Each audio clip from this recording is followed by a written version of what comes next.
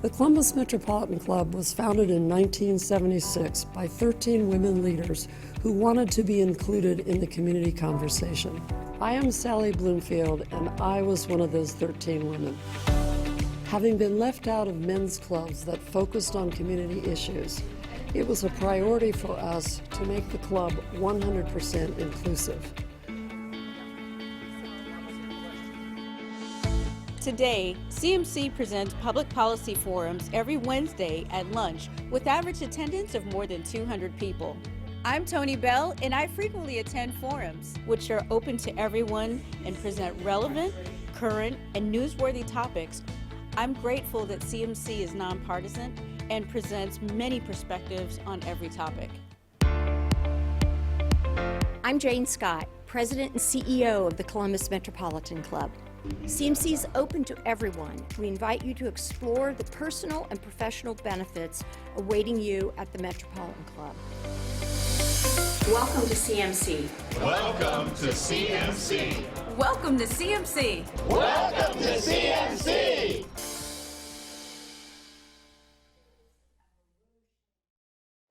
All right, good afternoon, everyone, and welcome to the Columbus Metropolitan Club.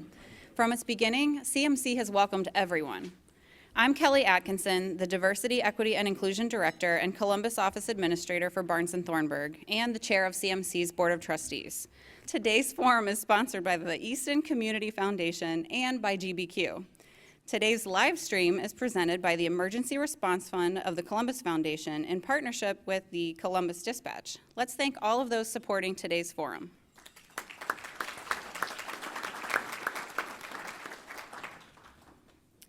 Once a staple of both the suburban and urban scene, the American shopping mall has suffered a decline in recent decades. While high-end developments like Polaris Fashion Place and Easton Town Center continue to expand, many U.S. malls have closed. Conventional wisdom blames the rise of online retail, the declining popularity of department stores, and COVID lockdowns. A significant factor, however, is the disappearing American middle class, which we'll hear about today. To discuss the forces shaping retail's future in Ohio, please welcome today's speakers. Yaromir Steiner, the founder and chief executive officer of Steiner & Associates, and our host, Matt Barnes, morning co-anchor with NBC4 Today. You can learn more about today's speakers in your forum flyer. Matt, we look forward to today's conversation. Thank you, and thank you all for being here and watching online. And Yaromir, thank you so much for being here. This is a fascinating thing as we all, get our holiday shopping done, and we don't really think about how much it has changed, maybe 5, 10, 15, 20 years, how long it's been. Just for those who don't know, and I know we talked about this over the phone, just the background into how you even came to Columbus in the first place, and how Easton Town Center kind of came to be the vision you had behind that wonderful place there. Well, the Easton Town Center came to, Easton happened in Columbus because of Mr. Wexner. He was very frustrated by the American malls. And at a conference in Las Vegas, he gave a keynote speech about the malls, and he was almost booed out of the room about the kind of comments he was making. So he felt that Columbus needed a mall, and he was looking for someone, to do it. In the meantime, I lived in Miami, in Coconut Grove, and I developed a project called Coco Walk. We still exist today. And that project had one of the number one store in the, at that time it was Limited Express, they used to call it, stores, and with very high sales per square foot. It was number one store, and Mr. Wexner had noticed that that project without department stores, cinemas as an anchor, nightclubs and restaurants as anchors, was his number one store in the country, no department store anchoring it.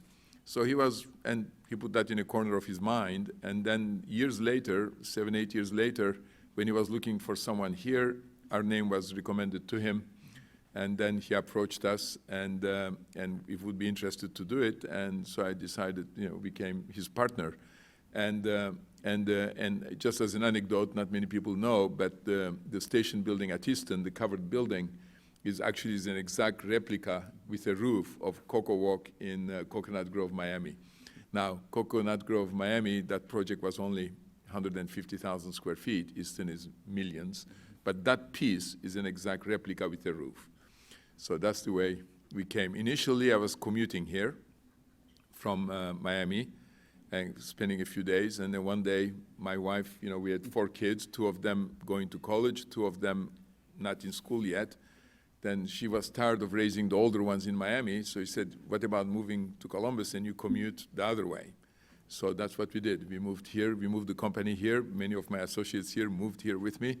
And then we sold everything in Florida, and now we are based here. I wonder, because, as a child of Columbus, and many of you hopefully are from here as well, I remember Easton coming up and, this new thing. But I also remember going to Eastland Mall all the time. That's near where I grew up. And now to know that Eastland is, while it's still standing, it's not what it used to be. Northland and Westland have closed. What has allowed Easton and Polaris and malls like that to still be successful and profitable, while other malls, what we would call the traditional American malls, City Center, another one of those, to no longer be standing anymore? This is a very long conversation.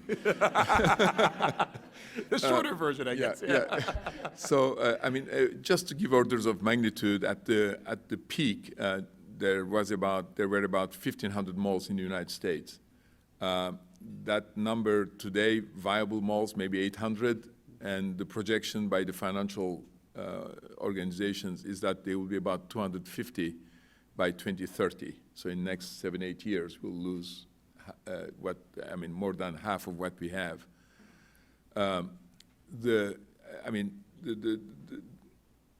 first thing to understand is that the malls disappearing is not the death of retail. The malls represent a very narrow category of retail. The malls used to represent about 15% of the sales in the United States, or 15% of the surface. So, and one of the main reasons of their disappearance is, you mentioned in the openings, is the disappearance of the middle class. Our country is becoming a country of buyers on both ends of the spectrum. I want to oversimplifying. On one end, you have the Dollar General, who is adding 250, 300 stores a year, and their competitors, Dollar Tree, same thing, serving that end of the market. And then on the other end, you have, very luxury brands, who are doing extremely well right now. That is, the middle has basically emptied, basically. Everything moved to both ends. The numbers I used was that in between Second World War and 1980, that's a 35-year period, based on the IRS tax returns, so these are returns, it's not some statistic picked from somewhere, these are basic data from the IRS, the top 10% taxpayers claimed 30% of the income. And then the bottom 90% of the taxpayers claimed the remaining, 70%. After 1980, with the supply side economics to today, that is 35 years later, today the top 10% taxpayers claim 50% of the income, and the bottom 90% of the Americans claim the other 50% of the income. That's a huge reduction, because the 90% of the Americans were the consumers of the malls. They were the ones who lived essentially paycheck to paycheck, spend most of their money, and the malls were very prosperous. But when that 90% of the Americans lost, their income down to about 50%, from 70 to 50%, that's a 30% reduction.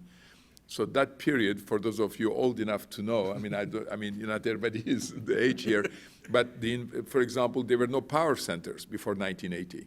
The Marshalls, the Home Depots, and so forth. You have the small Ace hardware store. So we invented the power centers. For example, Gap did not have Old Navy. Gap invented Old Navy. There was no warehouse clubs before 1980. The Costco's, the Sam's Clubs, and so forth. They were invented. There were no outlet centers before 1980. So the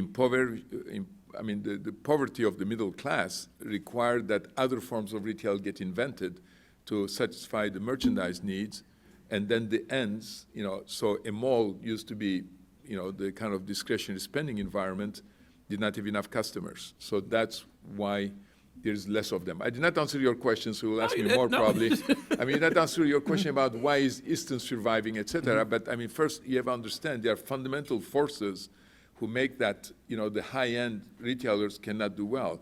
At Easton, we serve the discretionary spending of the customer, the people who have extra dollar to spend. That is, we don't serve what we call necessity or replenishment retail. Necessity replenishment retail is the grocery store when you need things. I mean, you need underwear, you need this, you need that. I mean, at Easton, essentially, we serve the discretionary spending. That is the other end of the budget. That is when you take care of your needs, what's left over, that we serve. And for that, there is not enough demand. Columbus had 3 malls in 1970.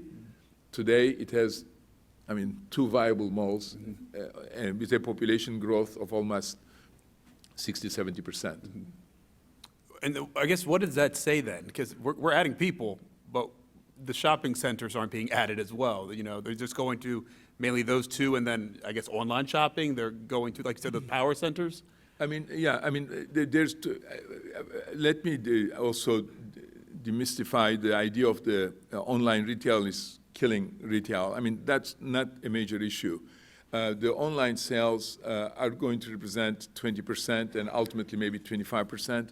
But the online sales that, as calculated by the census, by the government's Department of Commerce, include 3 components. It includes people who have always been online. You remember you used to buy from catalogs, you used to order medicine by mail, et cetera. So that's counted in those numbers, and that's represent about a third, maybe a little bit less than a third, maybe 28% of online sales. The remaining 70% is equally divided between pure platforms. A retail platform is Amazon, is eBay, is Etsy, is Wayfair, the brands who basically don't make anything but sell other people's stuff. So it's a platform, like a mall in a way. It's a virtual mall in the sky. I don't make anything. We don't manufacture anything. We sell things done by others. So Amazon, that virtually, that represents about half of the remaining 70%. And the other half is the regular retailers, that you all know who sell online. When you buy from Target, from Walmart, from Gap, from Old Navy online, this helps the retailers. So today, in general, the existence of online retailing has not hurt the brands, accelerated maybe time. The weaker ones disappeared faster, the one who could not adopt, but basically, they survived. And then, yes, the sales are happening in the more of the discretionary environment. Maybe I should make another parenthesis. When you go shopping, there are 2 kinds of shopping: need-based shopping, want-based shopping. Need-based shopping is replenishment shopping. That is, you keep buying the same things over and over again: the toilet paper, the food, the eggs, the things, etc. The want-based shopping is discretionary spending. On the need-based shopping, decision-making is pretty much rational. On the want-based shopping, it's more aspirational. You can carry everything you put in a Louis Vuitton bag in a plastic bag, get for free from the grocery store. So, there's no reason to buy any Louis Vuitton bags. If you think rationally. Everyone hear that? Okay. So what happens is the proportion of what is discretionary has been shrinking in America, and then so basically the need-based retailers are taking more of the dollars. Another question I always thought about too is, we're noticing, I always think with like sports stadiums, they're moving back from the suburbs back to the urban areas, downtown, because people want an experience. They want to go to the game and then go get something to drink out of a restaurant, things like that. But then I feel like the malls that were all downtown and many other cities, including Columbus, aren't there anymore. What did you notice there in terms of, it just didn't work in downtown centers? No, retail this is, again, I'm sorry, it's going to take a longer explanation again. We are describing 50-year cycles, so you cannot describe them, so here's what happened, it happened. Actually, there are about 3 or 4 reasons why downtowns died. We need to explain that first. And the 4 or 5 reasons happened between 1925 and 1950. And the first one is Euclid, not the mathematician, the city of Euclid in Ohio, who passed the first zoning ordinance in 1925. There was no zoning before in the United States. The cities were designed by planners. They made them beautiful. All the names, Pierre L'Enfant, Olmsted, etc. And so he created the zoning. One of my colleagues, Ambler Realty, sued the city, lost. The Supreme Court said no. Zoning is something acceptable land use. It doesn't violate the Fifth Amendment. Probably the same thing today might go the other way, but that was what I call the socializing period of the world, and common interest was more dominant than private interest. So basically, the Supreme Court said, you can zone all you want. Separate uses. Residential goes here, malls, retail goes here, industrial buildings goes here. Then we have the economic, collapse in the United States and the world in the 1920s and 30s. We went to the war. So nobody used the zoning to create cities. But after the war, suddenly we wanted to build all kinds of things. Nobody had the time to hire the Olmsteds and Pierre L'Enfants to design the cities so we can build them. It became, what happened in Long Island, everywhere else. You buy the land, you say it's residential, get engineers to draw squares, put houses in them, and then the malls created in basically the retail zoning areas, and they became malls. Because the zoning did not allow mixed use. You could not put a mall like at Easton, have offices on top, apartments around the corner. That was not allowed. So if retail is going to be only retail, when the malls get created. The second thing that happened was the Eisenhower Act. President Eisenhower, you know him, the 50s was the president, but he was also the supreme commander of the Allied forces in Europe. And as a young lieutenant in the 1920s, he had a convoy going from Washington to the West Coast. It took them 3 months to cross the United States. And they may have gone by National Highway 40 maybe at the time, I don't know. And when he goes to war in Germany, he's admiring all the Autobahns, all the Panzer divisions going right and left, fast. So he felt that the United States, to defend against Russia and others, had to build its own network of roads. So our freeway system is like the internet. Military necessity created them, funded by the federal government. But the idea was that those freeways will come to the cities like Columbus, stop at the outer loop, and then that was it. Well, federal money, the city said, wait a minute, can we get those roads to come all the way to downtown while we are at it? And then so what happened, it made it very easy for people to be able to commute from downtown to the suburbs. So that's number two. Number three, FHA. As you know, after the war, a veteran could buy a house for $1, essentially. They loaned all the money to them.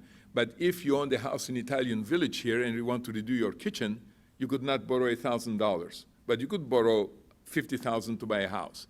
So essentially people went where, it was easier to build. That was suburbs as well. And then finally, the famous Firestone case, some attorneys might know how General Motors, Firestone, Goodyear, et cetera, got together to dismantle basically the trolley systems by buying them out and then closing them so people can buy more cars. So, those four things together basically push America to the suburbs, and they created the malls in the suburbs, and destroyed the downtowns. So that is why they died.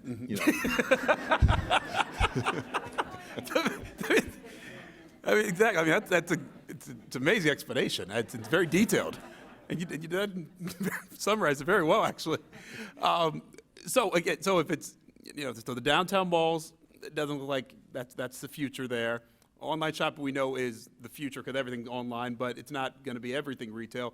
Well, what is the future of how we think we'll be shopping and where we'll be shopping? Yeah, so what happened though, things start changing. In the 1980s, America woke up and we started saying, wait a minute, we added 100 million people after the war and we have less downtowns than before. What's wrong with us? Well, zoning is wrong because zoning says, I remember the story. I was in Kansas City doing a Zona Rosa mixed-use project like Easton, and the city was very proud to tell me that that parcel of land allowed mixed use. You could put apartment, you can put offices, you can put retail on the same parcel, and they saw that as being very advanced. So we present our first plans, and the guy says, you have apartments on top of retail. I said, well, you told me we can do that. He said, no, they have to be 80-foot separation between them. The zoning was a problem, so you could not create those things, so it required PUDs and so forth. And then CNU was created, Council for New Urbanism, that architects in the room must know, and they basically once-to-one said, no, wait a minute, we need to start focusing on the public domain, we need to do things differently. And then, projects like Easton came and proved the point, and then people realized, and things started coming back, and then the suburban malls then were kind of the odd place out. Only retail, and then The old people in the room remember the cinemas used to be on the outskirts of the mall even, so that the parking did not compete, and then the restaurants were on the periphery, not very, attractive environments, and what happened is people are looking for environments who are experiential. I mean, basically today, if you say, how do you create an Easton, you basically, and Easton served as a model to, dozens of projects around the country. And basically, you create a sense of place. The public space is the most important thing first. And then you're surrounded by retail. I grew up in Istanbul, so in Mediterranean, went to college in France, so food is important. So Easton has 45 food venues, and that's what you create. And then you put the merchants in, and then you activate the spaces. You organize events, so it acts. And then at the beginning, we could not do mixed use. At Easton, we put the offices on top. Today, offices, apartments, hotels, everything get mixed together. So we are recreating the urban fabric, which is the eternal. So we went for an urban accident of history, by creating malls for about 50, 60 years, and now we are coming back to our senses. And how much of, and we talked about this, shopping centers like Easton, what works is that it can be a generational thing too, right? Where, you can go there as a teenager, you can go there and at 80 years old, and you kind of grow with it. And there are different experiences you can have. And we discussed that with Matt because, I didn't realize that he was a teenager when we opened, and then, his first date, and I'm not going into details, but you're right. If you want a place like Easton, we see everyone from the 5-year-old who admires the little train to the 80-year-old who buys things from their grandchildren, and our food offering, our retail offering, they are really microcosms of the communities we serve. All income levels or age groups are represented. And now we are adding this mixed-use component. We used to have offices. Now we have more of them, more hotels, more apartments, and things like that. The ultimate goal for us is to transform Easton into a neighborhood. We are more of a neighborhood than, say, Polaris or Tuttle Crossing, but not quite a neighborhood. Still, it's a project. And our goal is to make them into true neighborhoods, and that's the holy grail. I still find it fascinating, though. So we have this shrinking middle class, and so we have, the shopping centers like Easton, Polaris, Tuttle, and then the Dollar Generals are doing so well. They're popping up everywhere. Dollar Tree, which stuff is now $1.25 there, so it's a little misleading.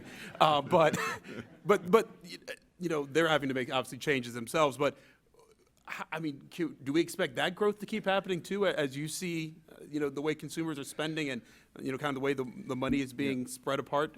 So what we are, if you want to talk about the future, we have to separate them. The want-based retail, the Easton types, more of them are going to happen. And the way you have to think of a project like Easton generically is it's an organized, physical, transactional and gathering environment. Organized, physical, transactional gathering environment. Whereas Amazon is a virtual transactional environment. It's not a gathering environment, and it's not physical, obviously. So these are the two things that are going to go into the future, and environments who cater to discretionary spending, like Easton, have to parallel as much as possible what Amazon does with the advantages it has of being physical. That is, restaurants and bars and going out and lighting trees, doing all kinds of things you cannot do virtually. You try to do it in those environments, and those environments have a future. But remember, I said physical transactional environments. I didn't say shopping centers. That means that today a well-organized short north can become that. Mm-hmm. When Easton opened 3 years later, I was giving a speech somewhere. I don't know, maybe it was something like this, but I don't remember. And I said, Easton's competition is not the other malls, it's downtown. And that's clearly downtown came back, short north came back, is doing well. But these environments have the potential, if they put the right ingredients, to become true transactional physical gathering environments. So that's what's going to happen on the end where we are talking about discretionary spending, right? That the things that you do because you have extra money. But discretionary spending doesn't have to Louis Vuitton bag. I don't want to mislead you. Going to a bar after work with colleagues and have a beer, that's a discretionary spending. It has an emotional content. That's what's important. So it's not the dollar amount, it's how where the money is coming from. Is it the first dollar? How many eggs can I buy for $2? Or is it extra money I have, I'm going to do something with it? So that's what's going to happen there. More and more cities are going to create environments who will be experiential, who will basically cater to that customer. Then on the other hand, you have the need-based environments. So, and those environments are doing well. Grocery store anchored shopping centers or the power centers, with all those stores are doing well. They are going to continue to do well. Their disruptor is going to be automation and robotization, artificial intelligence. I mean, if you want ultimately, I'm going maybe 30 years out, if you want a grocery store is a microcosm, right? On one half of it, you have discretionary spending, the extra stuff, that is the cheese, the meat, the fish, the fruits, the vegetables, the wine. And then you turn to the left, typically, and then you have the shelves, the warehouse, where you buy your cereal, your boxes, and stuff like that. The portion that is need-based, that is that left side, which is because always a customer always turns right instinctively, so that's the way you organize the circuit. And so in the need-based environment, on those shelves, they are pretty much going to disappear. It will become robotic. You'll go to a touch screen, you will say everything you want, or you'll send an email ahead of time. The robots will pick those things, either from a space in the basement or in the roof, and will have ready by the time you walk out. So when you go to a grocery store, you will buy your discretionary spending, that you will pick your salmon or your fish or your wine, and then by the time you come out, the box will be waiting for you, because a robot can pick about 450 items an hour. The shoppers that we send to deliver things at home can pick only 40, 50 items an hour. So that will have to be automated. So that's going to be the future in those areas. So our grocery store will become kind of smaller area accessible by us, and then but the inventory will be automated. So what will happen is that those shelves who are picked by the robots will also be replenished by the robots from the truck to the shelves, and the trucks will be loaded from the central warehouses automatically as well. That's the long term where things are going to go in this kind of uses. And obviously then the question becomes, and in Britain that already exists, can Columbus have 3 major warehouses delivering your food, the items that you order online, and not really have all those stores all over the place where you go in. But to pick your cheese, your salmon, you want them still close to your home. So it's going to be a combination. I'm trying to make you dream a little bit where things are going, in the long term into the future. I might be dead by then. But.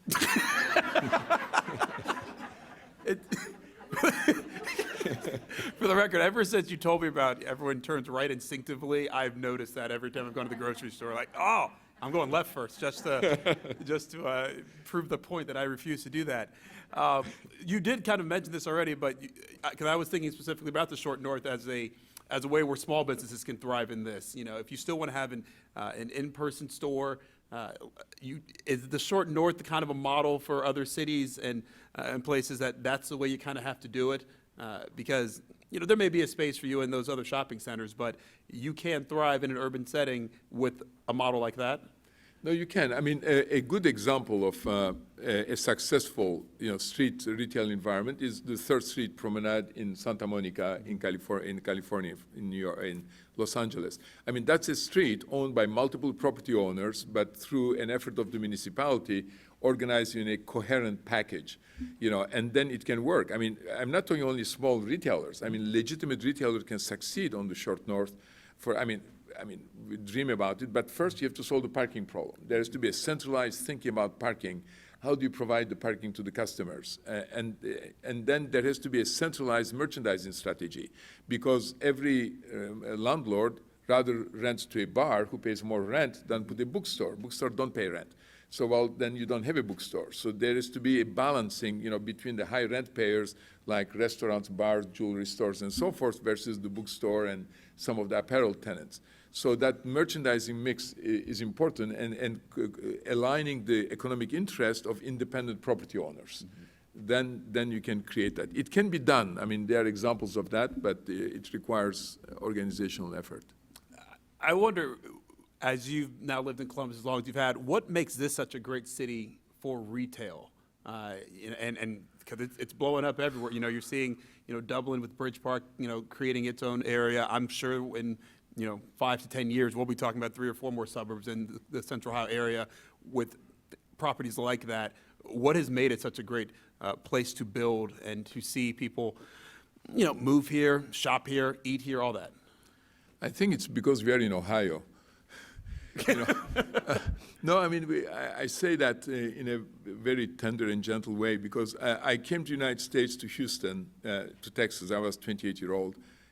Texas, you get very quick. Texas flag everywhere. I bought my boots. I had my first car was a town car, because I thought that's what Americans drive, and, I lived in Texas. Then I lived in New York, Manhattan. I lived on Broadway in 56.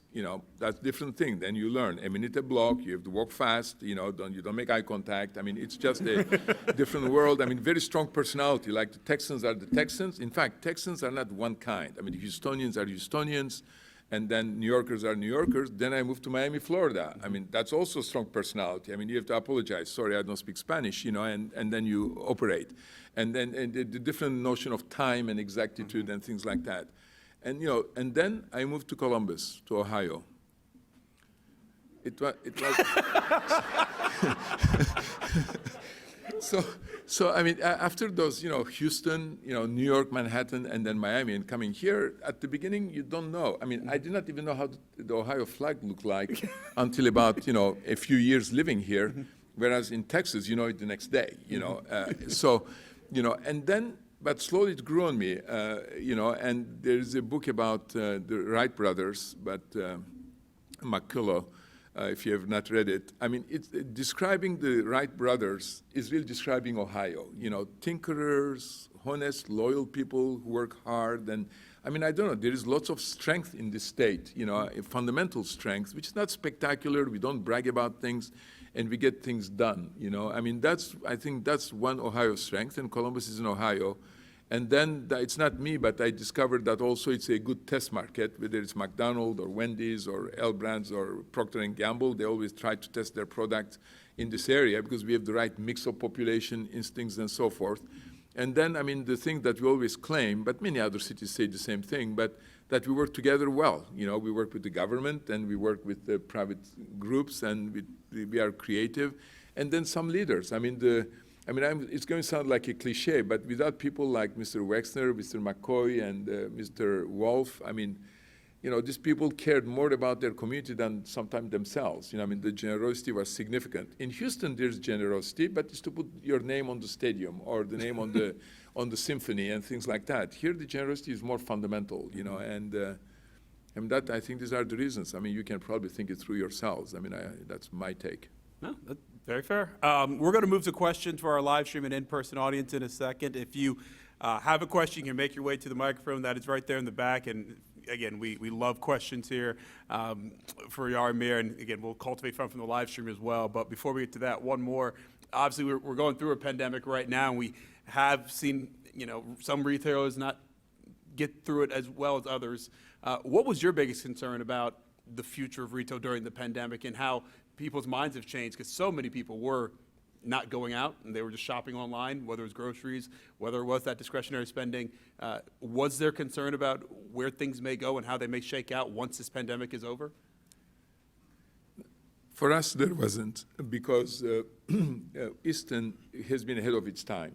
This pandemic accelerated trends that were happening. Not a single trend in the world of retail was any different than what happened before, except it went faster. The tenants who were weak died faster. The tenants who could not adapt to the internet disappeared first. The mall who were on the verge of surviving, like Tuttle, basically died. So the acceleration of time, that's what happened. We were pretty much on the right side of history. And today, and I'm not saying that to brag about Easton or about Columbus, but in the nation, we are cited as an example of everything anchored by restaurants, physical environments. All those things now are, recognized as being the way things have to be. The part that was scary to us was the total collapse of the legal system. You have leases with tenants that people sign. There are attorneys in the room. They know. It's a mutual obligation. Mm-hmm. When one of them defaults, you go and hang them on the thing. You get the sheriff in, you lock the door, you fire them, etc. But when all 250 of them default at the same time, then it's like a mob. What do you do, But then, everything gets fixed, and, So, frankly, my biggest concern right now, and that's in everyone's life, when things go real well, this is the time to throw it away and start again, because you get too complacent. You think, okay, well, everybody's copying us, we are the best, and so forth. We have lots of, not anxiety, but lots of tension about trying to figure out with our teams about what the future should like and how much more we need to adapt, to what's happening. Well, again, it's a long-standing tradition here at Columbus Metropolitan Club to take audience questions. So if you have any, please join Jane there in the back. Something that you're thinking about the future of retail, or just something you've always want to ask Yaromir. But we are, again, curating questions from the live stream audience. So, Jane, if there's one, you feel free to tell us. Sure. Well, we actually are not live streaming today. We have a little bit of a technical glitch, so I'm going to depend on other folks here in the audience to come up with some great questions, and I have a couple to start out with. I am old enough to remember when Easton came online, and I know your comment about Coconut Grove, where you lived, and the mall that you developed down there. And at the time, I remember scratching my head, well, that might work in Miami, but it's cold here. Were there concerns and an additional risk factor of putting a mall like that, an Easton, where it can be 10 degrees below zero on Christmas Eve? That was a very common comment. In fact, lots of people said, this guy is speaking with an accent, he's coming from Miami, and he wants to be an open-air mall, and we have 14 inches of snow every year, So, but, they thought Les was crazy, so, you never know. But, frankly, the thing which was reassuring to me is because, I traveled a lot. I lived in many places. So, I mean, even in America, you can go to Chicago, and there's a retail street, and there is an Old Orchard, which is an open-air mall that has been doing well, and around the world, in Scandinavia, you go to Copenhagen or to colder climates, everything is not in a mall. There are streets, and people shop on them. That was my conviction that it was going to work, and thankfully, Mr. Wexner gave me the opportunity to prove it. Yeah. We're a hardy bunch in Ohio, that's all. Yeah, that's fine. Yeah. Go for it, Carol. I'm Carol Looper, and I am an Easton shopper.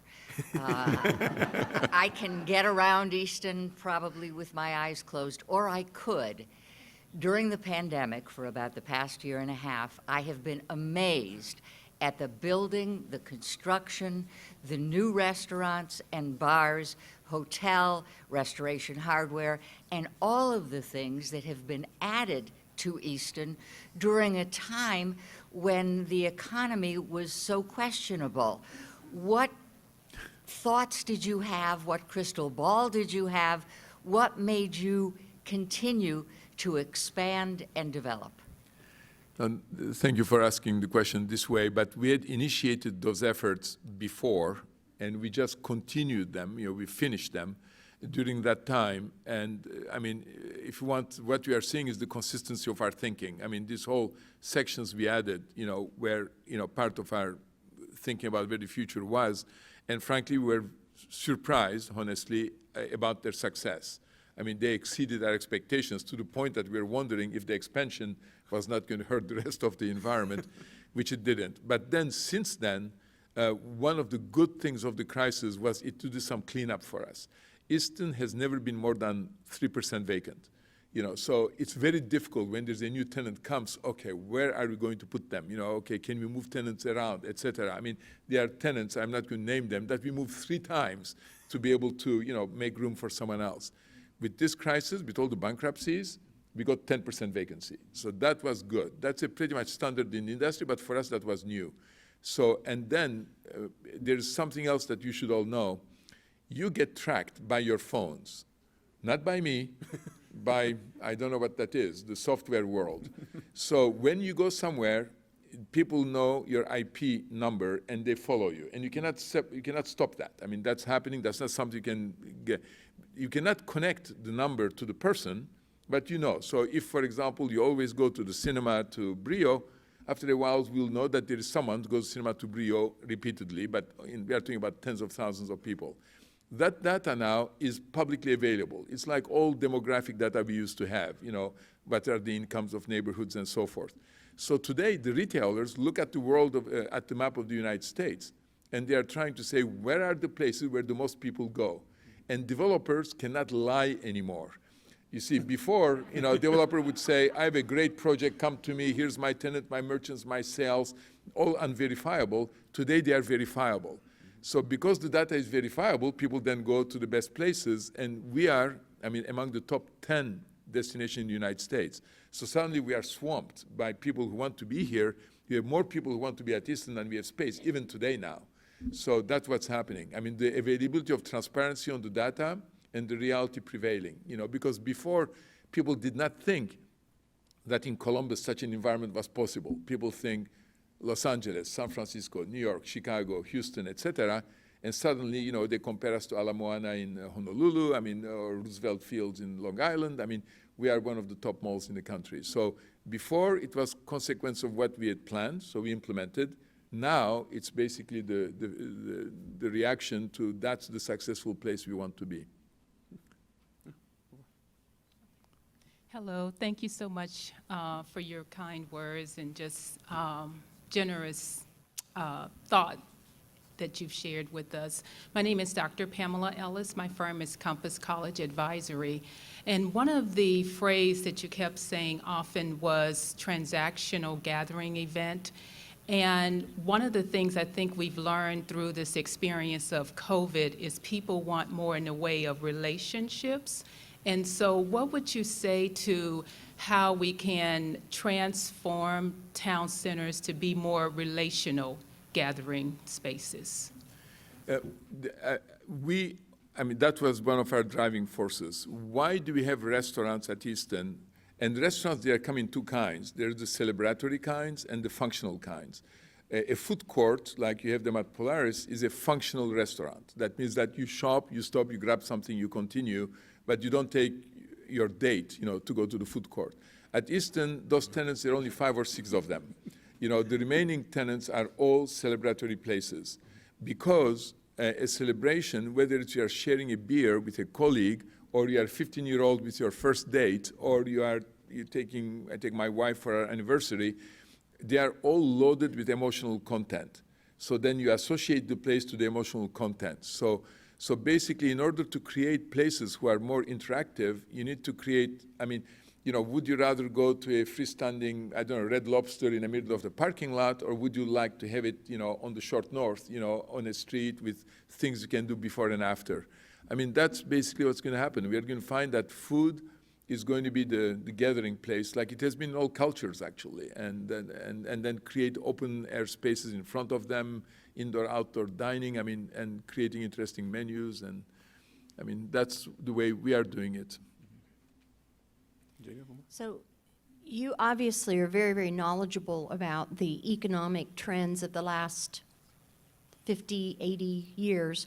What kinds of things do you read, and where do the rest of us catch up with some of that kind of reading to be able to understand this stuff? I'm sorry, what is the question? Where do we catch up to what do you read to understand those trends in the economy? I would recommend 2 books, but both of them, a quarter of them are footnotes, so they're not like casual reading that, you find newspapers. One is Thomas Piketty's book, Piketty, P-C-K. You can email me, I will give it to you. He's a French economist, and he wrote that book about capital in the 21st century.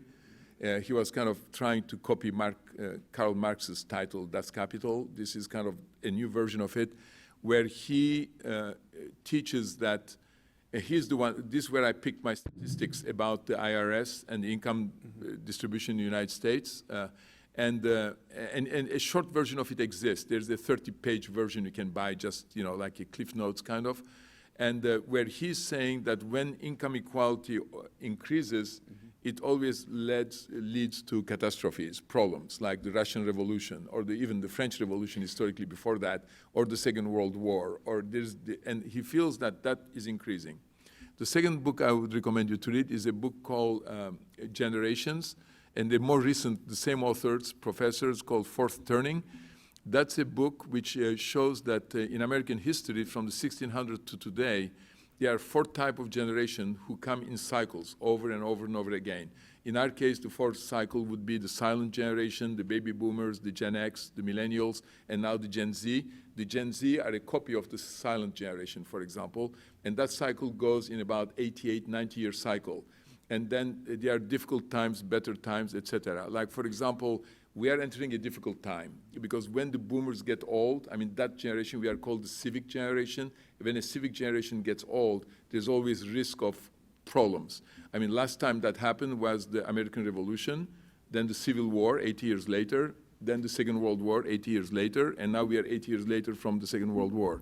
And that's an interesting book to read. It will really give you a sense of even, for example, the role of women in society. I mean, they are the same periods of Me Too movements in history, actually adjusted for times, as it is today. Even approach to sexuality or define, we educate our children, come in cycles of 80 years. These are interesting books to read. Great. terrifying. Everybody's got their Christmas wish list now, right? I Awesome. know we heard an 80-year depression cycle coming. Yeah, Oh, boy. well, I'm due for a new book, so that's good. At the table, we had an interesting conversation. You commented that we're all doing better now than probably any other time. I mean, those of us who have gotten through COVID, you have more money in the bank, we've saved money, we're doing things, but yet we're sad. Talk a little bit more about that comment, and what should we do? I will know never to confide things at the table. No, I mean, what I was saying is, you're right. I mean, today households have more cash than they ever had. The credit card debts are significantly down. Jobs are plentiful, but still there's a sadness in the air, you know, and I don't know why. I mean, I don't know where it's coming from. I don't know it's this division of the country, but we are not the only ones. I mean, similar things I observe in France, similar things happening in Turkey where I was born. Germany, maybe not as much. So, I mean, it depends on the country, but that problem exists. And I don't know why. I mean, normally periods like this, I mean, again, you study the history, will give birth to a spiritual rejuvenation, you know. So are we at the brink of maybe rediscovering those things? You know, I don't know. I mean, in order to keep your balance in a world like this, I recommend you meditate every day. I have one last one, and maybe you're giving away a secret here, but are there any projects you're envisioning here? Is there a concept that is kind of pie in the sky in your mind that you'd love to do, just can't do it? But I know you're always thinking, and you're looking at trends, you're looking at everything. What can we look forward to besides the robots? I have people here watching me say, "Don't say anything." I know. No, that's a typical of every interview about, ends always, you know, is there anything you would like to announce, you know, so we can then, you know, put them in the newspapers. That's my job. Sorry. So, yeah, well, I mean, first, in the existing model of Easton, the way we have it, in the next 3 to 6 months, you're going to hear announcements that are going to be spectacular. You know, that's all I can tell you, because they will kill me otherwise. And frankly, we have also legal obligations why we cannot speak. So I cannot say things, but you are going to find things who will put us on the forefront of the nation, and also a few other things. On the bigger picture, on my dreams, but where I have lots of controllers, you know, in the company, you know, we put people in different groups. You know, I am part of the wonder invention kind of guys, and then I have like 6 or 7 people who filter me. You know, so no. I cannot do everything I want to do. But the kind of things we are thinking about, how far do we take a brick and mortar environment like Easton and then compare to Amazon?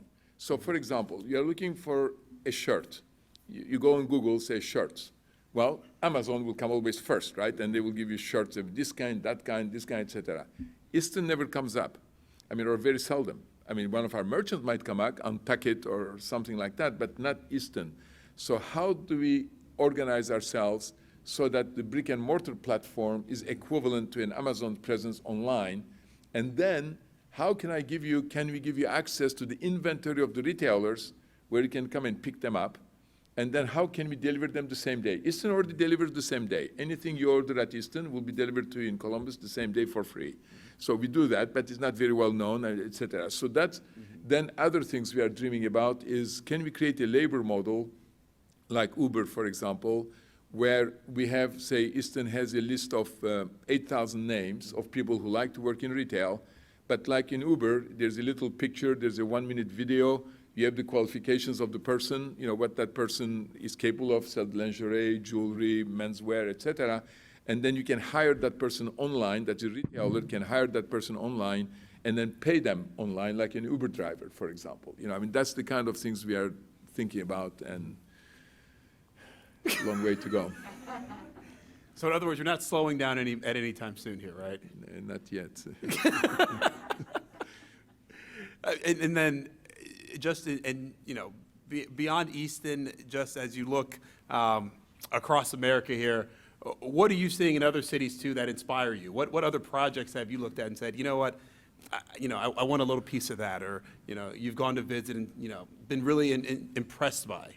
I mean, I don't think there's one city in particular. There are many, many great ideas, but one area which I'm really interested in is modular construction. I mean, how to build apartments for 30% cheaper by manufacturing them in plants, like cars are made in plants. And also, frankly, what's happening, for the inclusion and diversity, racial diversity, in our business world, is that something that preoccupies me and my team right now about what we can do about it. Well, Yaromir, this is wonderful. This is wonderful. This is a lot of good information, and hopefully you all enjoyed that as well. So yes, thank you.